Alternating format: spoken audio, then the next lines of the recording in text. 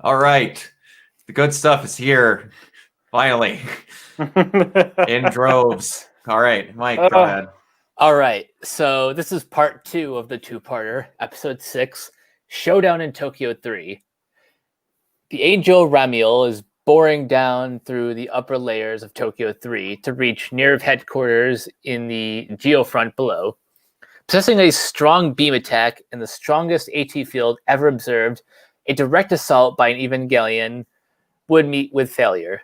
A plan, Operation Yashima, is devised in which Shinji and Unit 1 will use an advanced prototype positron rifle to shoot Ramiel from outside its target zone, which must use the entire electrical output of Japan in order to operate, while Rei in Unit 0 shields Unit 1.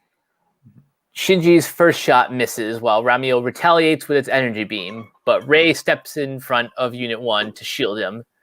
The shield is quickly worn down by Angel's attack, and Shinji just barely manages to fire the second shot in time, destroying the Angel as Unit 0 is almost destroyed. He then comes out of his Evangelion to open the hatches to Rei's, finding her alive and crying with relief. When Rei shows her confusion at not knowing how to respond, Shinji just tells her to try smiling.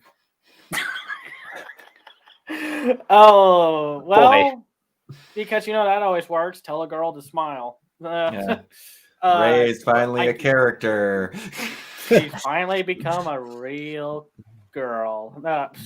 But jokes aside, yeah, this was a good one. Well, first off, I don't know why I was just kind of riffing on the angel drilling down because he just sits there the whole time. And I'm just thinking, like, what if he saw a human on the street? So he's like, "Hey, human, what kind of music you listening to?" I like Cole Porter. It is funny that this giant death machine is just allowed to sit in the middle of their airspace and drill for a solid 10 hours. And no one else in the entire world goes, "Are you guys dealing with that?" Oh gosh. It's like everyone is asleep, like not even paying attention. Oh gosh. Yeah. No, well, first of all, finally Masato takes charge for this one. And I guess there's something in between where Rei was just perfectly okay with piloting Unit 0 to, because that's how they went and picked up the big gun. Mm-hmm. And I don't know, I just kind of found that funny. And then, like, when she's like, "Okay, we need your giant high-power prototype sniper rifle." And the military guys are like, "Oh, man, come on. We don't want to give it to you." I wanted to show it to my girlfriend Tuesday. Well, it's just... Oh, but it was actually pretty intense. Like, I like the stakes because it is like this is the first angel in the series that's actually got really close to actually going down in between the soil, the earth, and such to get to the actual base. And then just like, I mean, that sucks. You can't get close to that thing without it just shooting you out of the sky. Mm-hmm. It's like playing a multiplayer game and someone just waiting at the spawning point just to snipe you right when you respawn. Oh yeah, pretty much. And I love how it's a perimeter thing because obviously Rei and Shinji were able to walk around different parts of Japan, go pick up a giant positron rifle, and then walk it over to that hill and set up base, and it didn't fire at them. So it's just, I only care about what's down here. You don't piss with me, I don't piss with you. Got it? I almost killed you. Stay back. Yeah, it's an angel with an honor code. Yeah, somehow. It's like, "Hey, what are you kids doing over there? Yeah, you crazy kids. Time to get back to work." Crazy punks. I'm gonna keep drilling. Yeah. No, I liked a few little details about this one. One, it was interesting to see that this angel was kind of more mechanic than organic. Yeah. Like that drill looked a lot more machine made like and then like I didn't notice this at first. I was wondering like where the kind of the choir sounds like the whole thing was coming from, and I was like, is that coming from the angel? Like it actually has like a sound, a voice, and such, and it's the angelic choir. Yeah, and no, and I mean, it is just kind of funny that throughout multiple episodes now, they're like, "Man, you're wasting the taxpayers' money," but we're going to make sure you have enough to make a balloon decoy of Unit 1. And I don't know. I just found that funny that it's like they have a balloon decoy for the Macy Days Thanksgiving parade. Yeah. Not to mention that they have roughly a sniper rifle the size of a football field just laying around as a prototype. Yeah. Oh gosh. And no, I actually liked Rey in this episode, even though she still has a lot of that like I can't pick up on common like etiquette, I guess. It's like, Shinji, okay, now it's time to get back to work. I know you just got shot in the heart, but yeah, we can't waste any more time. Here's what the plans are. Here's your giant slice of bread. Giant slice of bread, a cube-shaped egg, and then 3 like Neapolitan ice cream looking shades of brown. I don't know what that was. Oh gosh. And I mean, I definitely liked Shinji and Rey more this episode. I thought they had better, like they're finally getting like better dynamic chemistry than. But I mean, what did y'all think? I'm kind of happy that Shinji and Rey are starting to get along, because Shinji needs someone his own age to talk to outside of his schoolmates, who I'm getting a lot of enjoyment out of their color commentary. Oh yeah. Yeah. They're when they're not like talking directly with Shinji, they're pretty much like the Rosencrantz and Gildersleeve of the You're not wrong.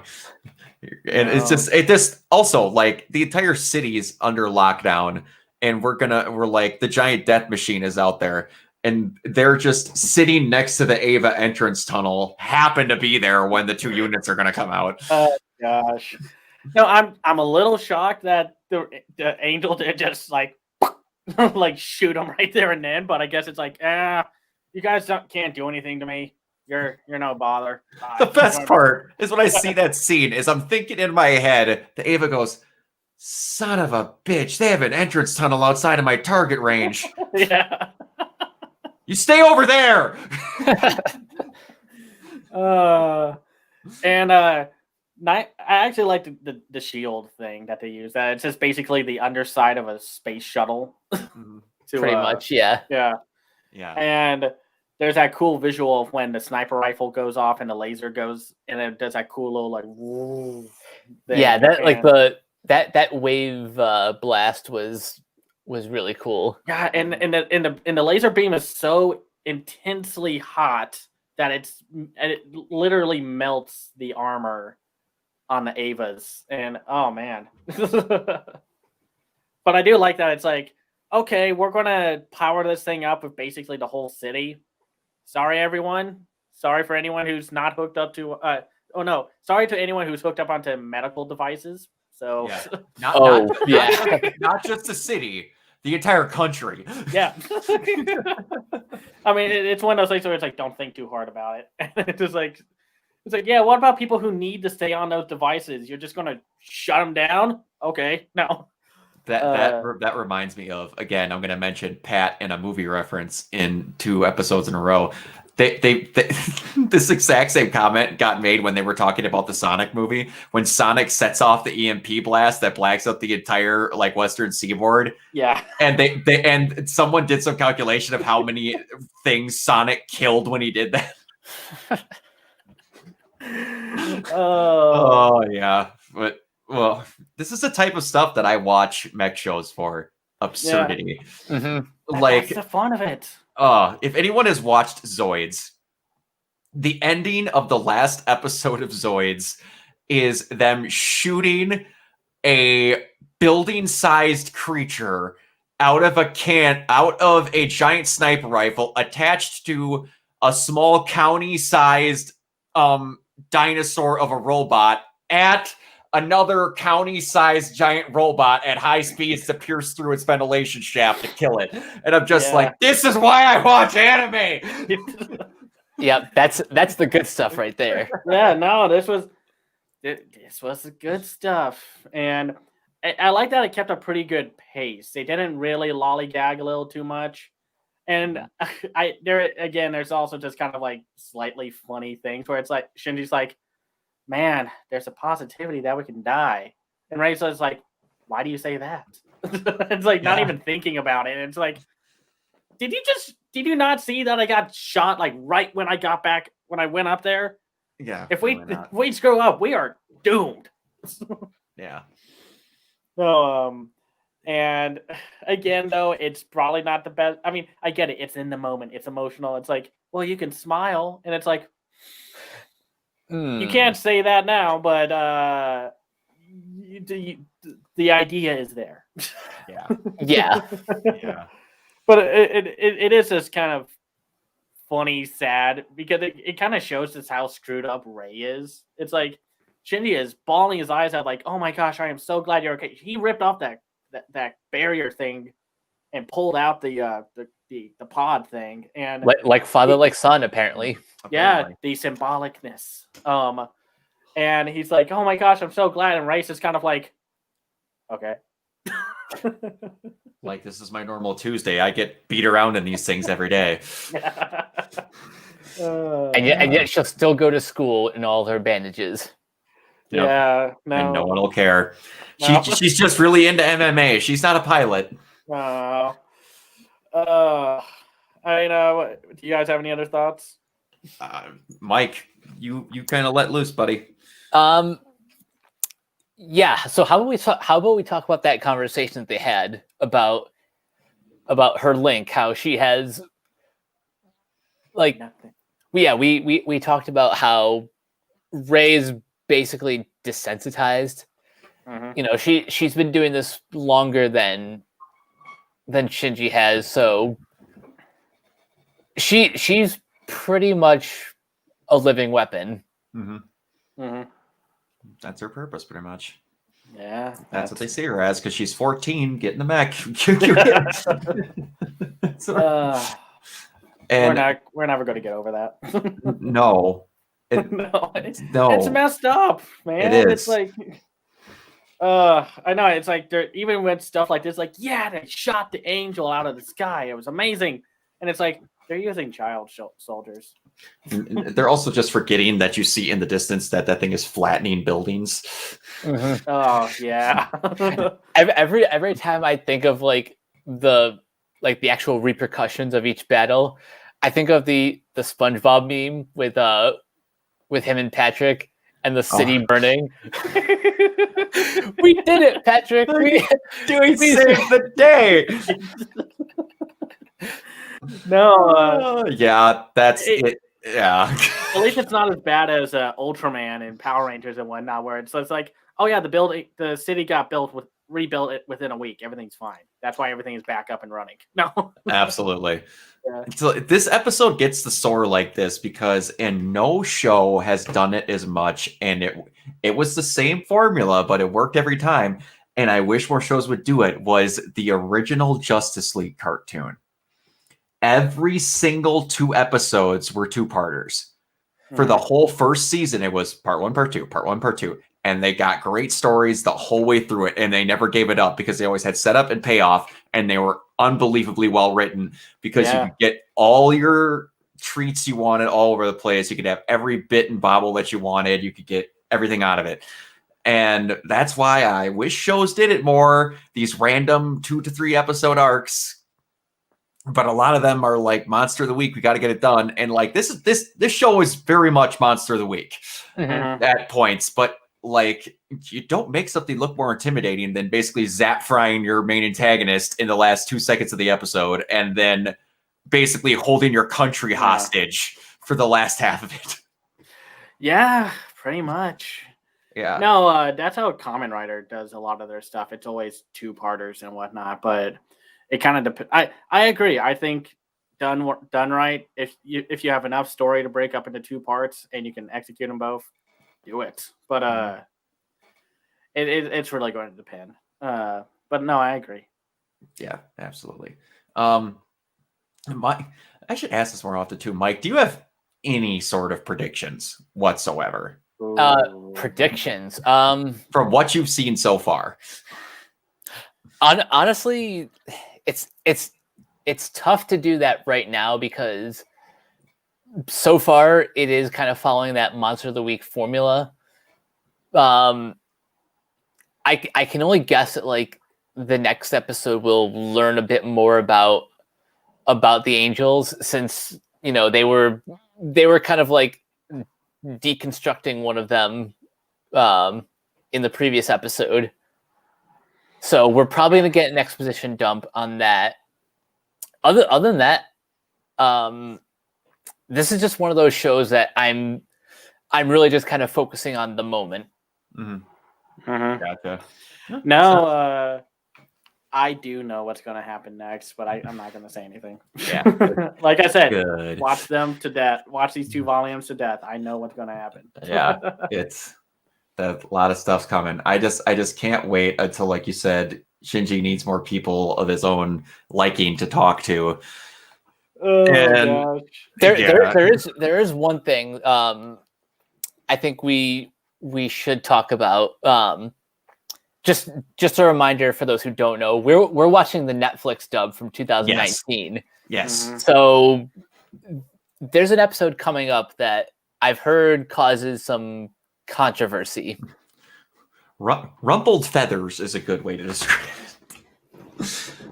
it. I'm curious. Like I said, here's the thing. I know what's going to happen in the next few episodes, but I also don't remember anything past episode. I don't know how it happens past episode 8. So yeah, and I know that's when we're going to be introduced to some more new characters. So yeah, with the thing that Mike is talking about, when we get to it, it's just that people got really sensitive that they reworded an incredibly important scene in the development of Shinji as a human and how he felt about certain things. And I honestly kind of prefer the new way they do it. But I'm thinking about something that happens, I think, a little later. So you probably are. It's a very tiny moment that only takes like 10, maybe a minute, but it pissed off a whole bunch of people. I mean, I'm trying to think I'm trying to think back because all I can think about now are some of the angels we're going to be encountering later on. But well, that's the thing. I remember the angels and some of the action beats there. I don't remember much else about the story. But we'll have to see when we get there. Yeah, it'll start with, this is one of the things where it's like I said, they famously ran out of budget, so it became more story driven versus action driven. So you are still going to see the cool ones, because I had to scan past the page while I was looking for Lilith, and I saw some designs that I completely forgot. And oh boy. But yeah, you start getting information overload times a billion by the end of it. And yeah. No. Fun stuff. Yeah, fun stuff. Yeah. Nothing's more fun than watching what happened with The Walking Dead season 2, where they got their budget slashed, and then it's Walking Dead at the barnyard. Oh God!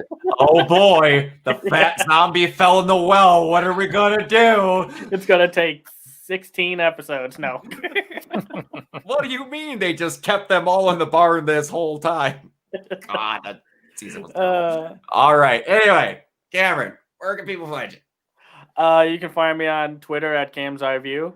You can I run my own website called camseyeview.biz, where I review animated films called The Other Side of Animation.